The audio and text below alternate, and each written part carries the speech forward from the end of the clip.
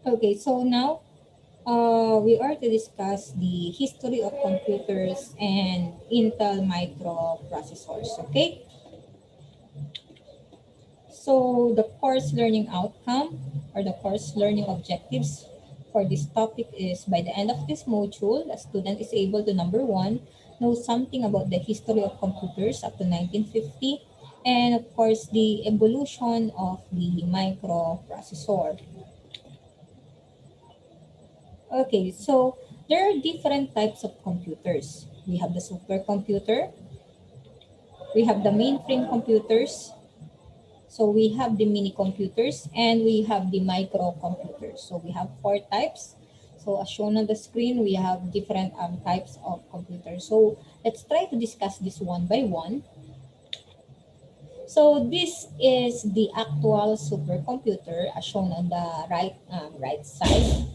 Okay, so this is a supercomputer. When you say supercomputer, this is a high capacity wherein this is used by a very large organization that is used to track space, or you can use this for tracking the weather. So that's the purpose of the supercomputer. So as you can see, it's a big computer. Okay, so it consumes the whole room actually. So the next one is the mainframe computer. Okay, you can see it on the right side of your, you can see this the right side of your screen. Okay, so this is what a mainframe computer looks like. So it occupies specially wired, air-conditioned rooms, okay, and capable of great processing speeds and data storage, but not as powerful as the supercomputers. So the next one is the mini computer. Okay, we have different pictures here. Okay, that's how a mini computer looks like. Okay, so sometimes mini computer is called as the mid-range computer. This is used by a medium-sized company and used by departments of large companies. Okay, so the last type of computer is the microcomputer.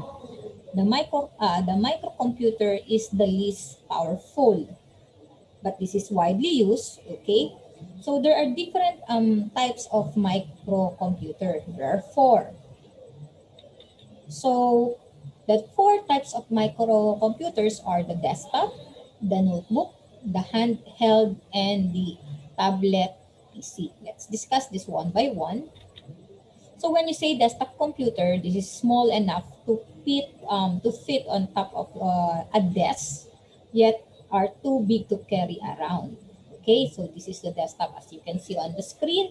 Okay, we have a separate monitor, we have a separate keyboard, we have a separate mouse, and we also have the system unit. So this is the composition of a desktop computer. Next is the notebook, or sometimes called as the laptop computers. So this is portable, okay, and lightweight, and mostly it can fit into briefcases. Okay, so that's the example of the notebook or a laptop. The next one is a tablet PC.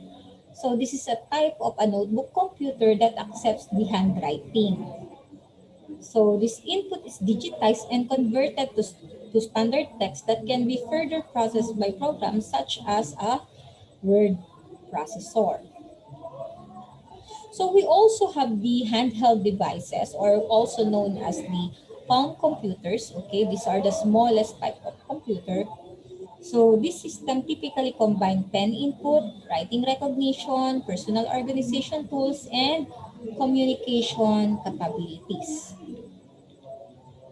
So this is a microcomputer hardware, okay, wherein you have the RAM, okay, the memory. We have the cartridge that contains the microprocessor, or sometimes directly you can put the microprocessor, okay. So sometimes we have the video card, the audio, okay, we have the motherboard, we have the hard disk.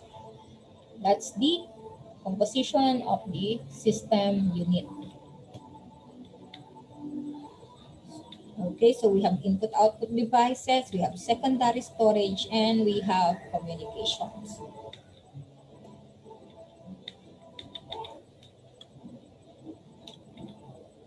Okay, now we're going to discuss about a brief history about who invented the computers. Okay, so the computer science has roots in two fields. First is mathematics, okay, and then the another one is engineering. Now, for the mathematics, okay, we have Alan Turing and the Turing machine on 1930s who developed theories with paper and pencil about how to perform computations by hand. So on the right side of your screen, this is Alan Turing, the father of modern computing. Okay? So, in addition to basically saving the world during World War II by helping crack the impenetrable Enigma code used by the Nazis, Alan Turing's elaborate thought experiments became the precursor on which the modern computers were built.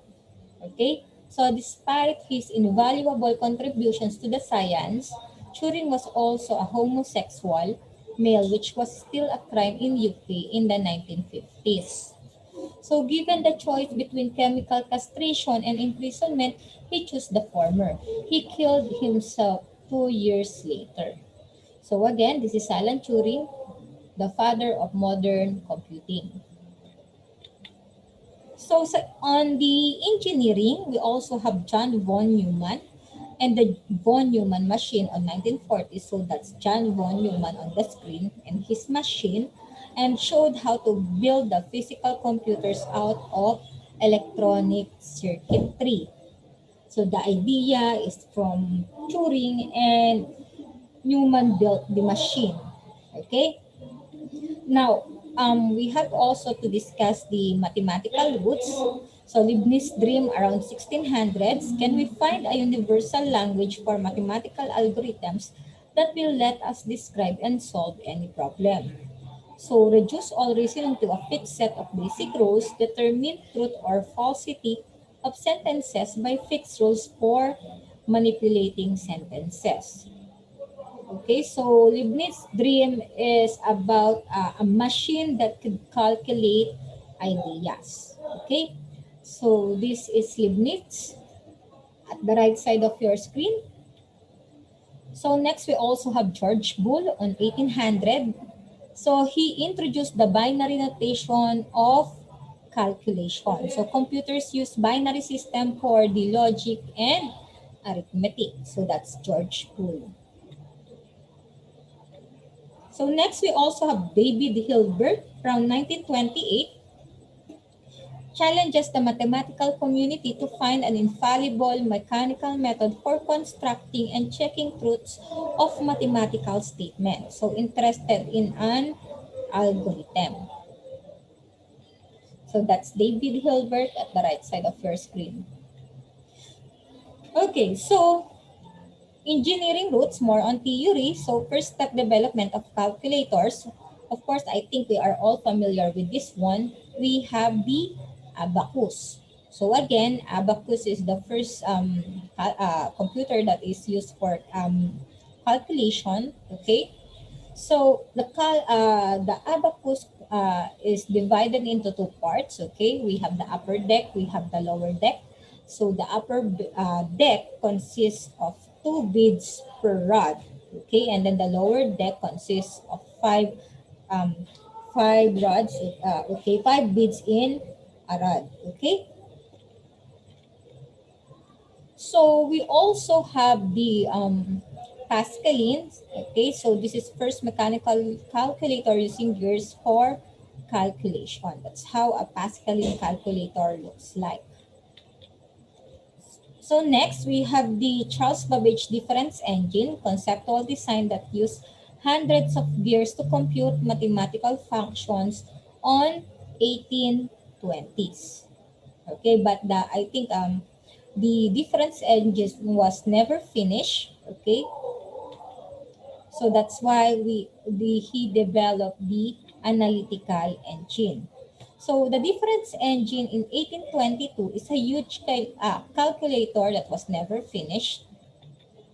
Next, he developed the analytical engine, which is on 1833, that could store numbers. Okay, so calculating mill used punch metal cards for instructions. This is powered by steam and accurate to 6 decimal places. Okay, so that's how an analytical engine works and look like.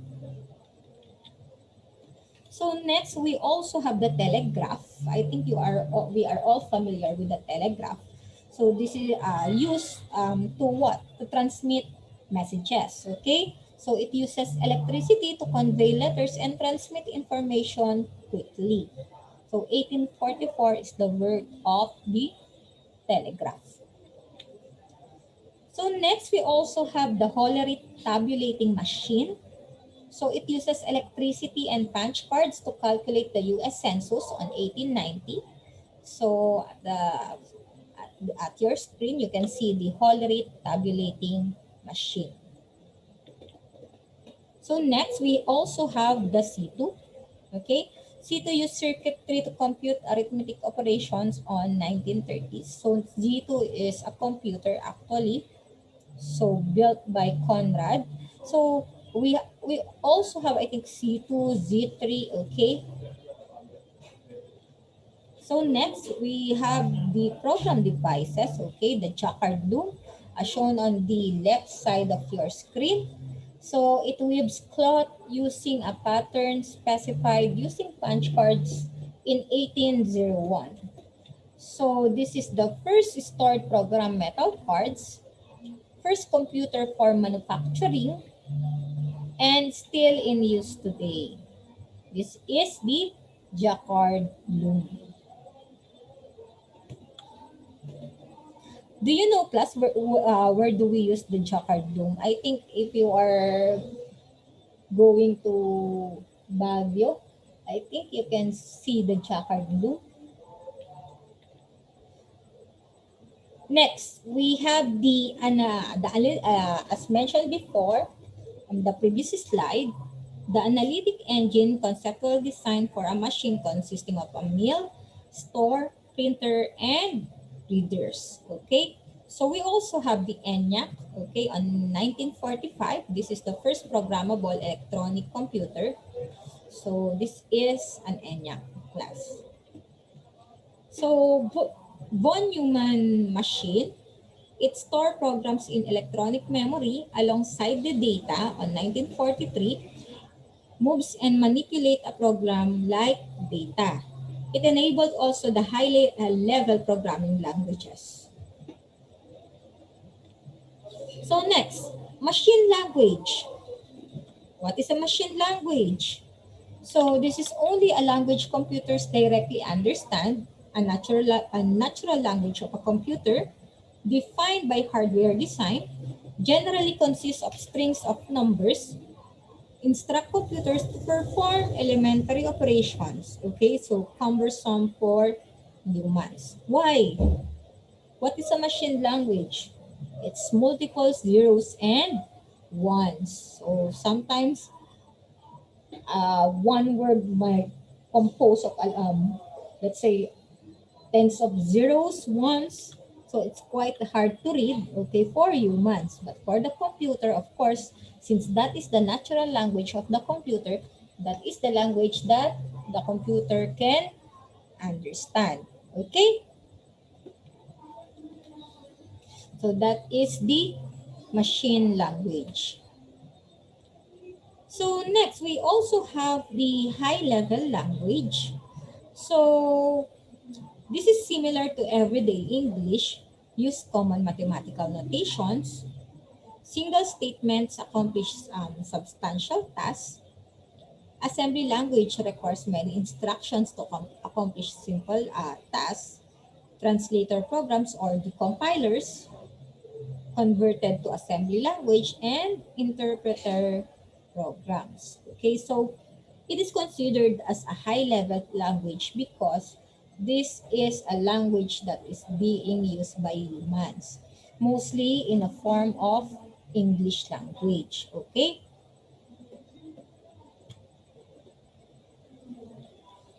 So now, let's try to discuss the history of the microprocessors. Okay, so for the microprocessors, we're going to discuss the 4-bit, the 8-bit, the 16-bit, the 32-bit, and the 64-bit microprocessors.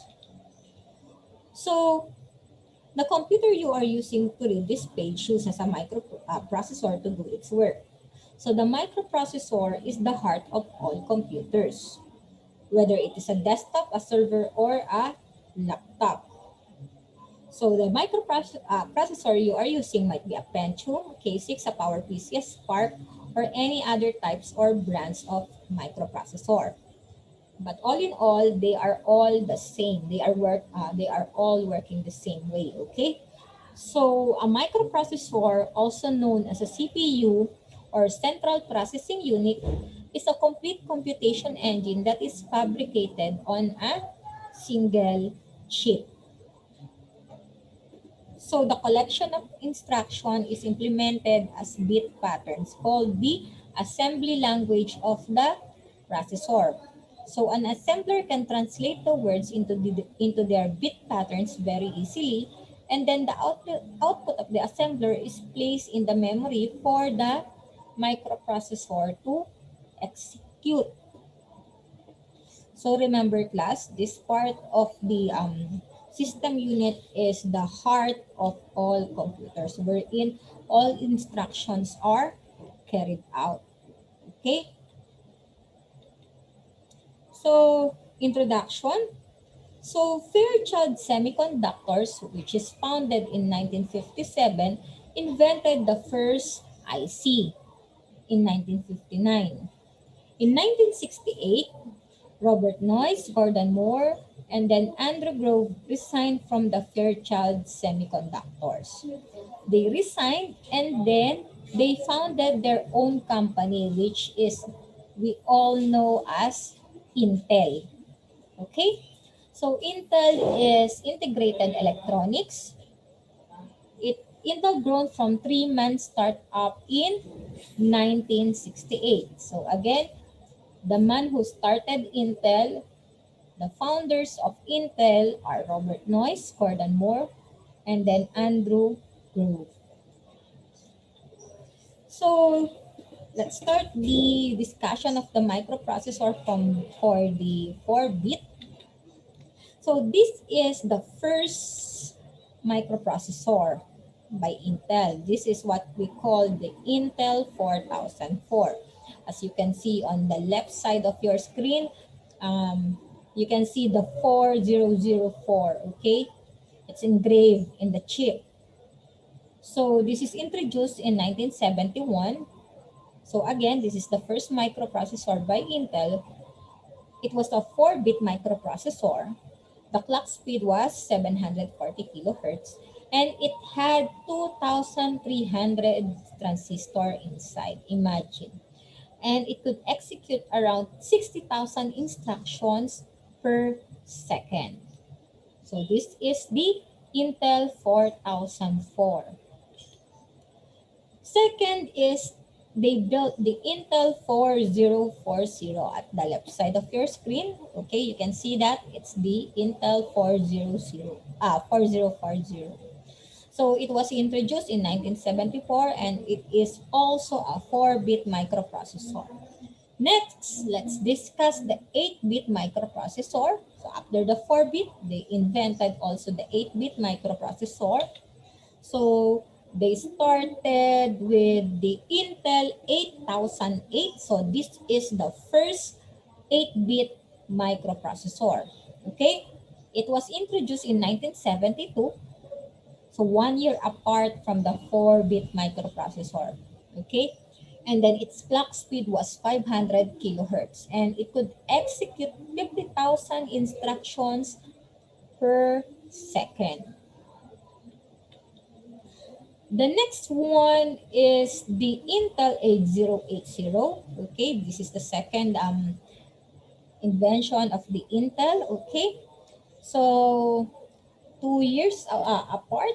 This was introduced in 1974. It is also an 8-bit microprocessor. The clock speed was 2 megahertz and it had 6,000 transistors inside and was 10 times faster than Intel 8008. Okay, so this is Intel 8080. So next we have the Intel 8085. This was introduced in 1976, an 8-bit microprocessor. The clock speed was 3 megahertz. The data bus is 8-bit and the address bus is 16-bit. It had 6,500 transistor. It could access 64 kilobytes of memory and it had 246 instructions. So now, moving on from 8-bit, we're going to discuss the 16-bit microprocessor. Okay, so the first 16-bit microprocessor is the Intel 8086. It was introduced in 1978. The clock speed is 4.77 megahertz, 8 megahertz, and 10 megahertz. So it will vary depending on the version of the Intel 8086. Okay? And then the data bus is 16-bit and the address bus is 20-bit. It had 29,000 transistors and can execute 2.5 million instructions per second. It could access 1 megabyte of memory and it had 22,000 instructions. It had multiply and divide instructions. Okay, so this is Intel 8086. Next is the birth of Intel 808. Okay, it was built in 1979. It is also a 16-bit microprocessor. It was created as a cheaper version of the Intel 8086. Okay, it was a 16-bit processor with an 8-bit external bus. So next, we also have the Intel 80186 and Intel 80188, as you can see on your screens. Okay, so this was introduced in 1982. They are all 16-bit microprocessors and the clock speed was 6 megahertz. So next, we also have the Intel 80286. This was introduced in year 1982. It was a 16-bit microprocessor and the clock speed was 8 megahertz. So, moving forward into 32-bit microprocessor. So, this is the first 32-bit microprocessor. We have the Intel 80386. Okay? So this is introduced in 1986. Its data bus is 32-bit and the address bus is 32-bit. And it could address a 4 gigabyte of memory. So next we have the Intel 80486. Okay, so it was introduced in 1989. It is also a 32-bit microprocessor. It had 1.2 million transistors and the clock speed varied from 16 megahertz to 100 megahertz depending upon the various versions. Okay. Next is the Intel Pentium. So it was introduced in 1993. So I think this one, it's the birth of the personal computers for usage at home, right? So I think I used this one before. So it was also a 32-bit microprocessor, the Intel Pentium, and it was originally named 80586. And the clock speed was 66 megahertz. Next is the Intel Pentium Pro. This was introduced in 1995. It's also a 32-bit microprocessor. The next is the Intel Pentium 2, introduced in 1997, and also a 32-bit microprocessor. So the next one is the Intel Pentium 2 Xeon. So it was introduced in 1998 and also a 32-bit microprocessor. Next is the Intel Pentium 3. Okay. This is introduced in 1999 and also a 32-bit microprocessor. Next is we have the Intel Pentium 4. Okay. It was introduced in 2000 and also a 32-bit microprocessor. So we also have the Intel Dual Core. Okay. So it was introduced in 2006. Okay, and it is a 32-bit or 62-bit microprocessor. It has 2 cores. Okay, both the 2 cores have their own internal bus and L1 cache, but share the external bus and L2 cache. So this is how the dual CPU core chip works inside. So we have the CPU core L1 cache, we have the CPU core L1 cache that connects into the bus interface and the L2 cache. So moving forward, the 64-bit microprocessor. So we have the Intel Core 2. This was introduced in 2006. This is a 64-bit microprocessor. Okay, next, we also have the Intel Core i7. So it was introduced in 2008. It is a 64-bit microprocessor. Next is we also have the Intel Core i5. Okay, it was introduced in 2009. It is a 64-bit microprocessor. We also have the Intel Core i3. It was introduced in 2010. Okay, it is a 64-bit microprocessor. So this is a summary of the additional of the latest processors. Okay, we have the Core i3, i5, and i7, which has first generation, second generation, and third generation, fourth generation, 5th generation, and 6th generation. Okay,